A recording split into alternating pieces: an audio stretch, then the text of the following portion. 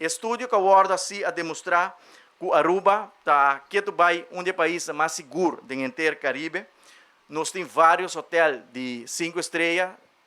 outro ano, Centrídeos está abrindo suporte. Nós temos uma boa gastronomia, nós temos boa infraestrutura, e me querendo nos rende, tá é essa de mais grande que nós temos, que é Aruba, seguro em tudo é ingrediente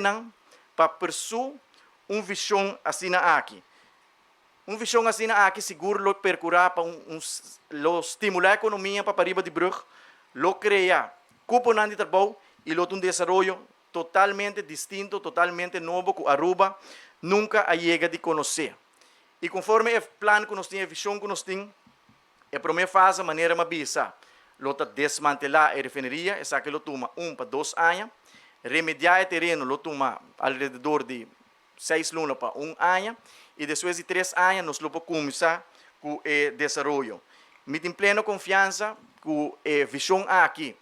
nós vamos cristalizar, me mira todo o potencial para essa visão aqui, realidade, nós estamos trabalhando.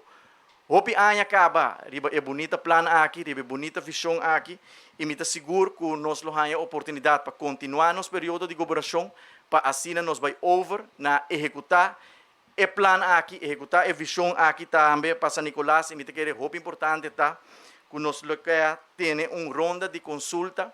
com a comunidade para riba de Brug, para assim não também dona input, não também dona contribuição, dona a participação necessária para ajudar-nos juntos, cristalizar e fazer a visão aqui uma realidade.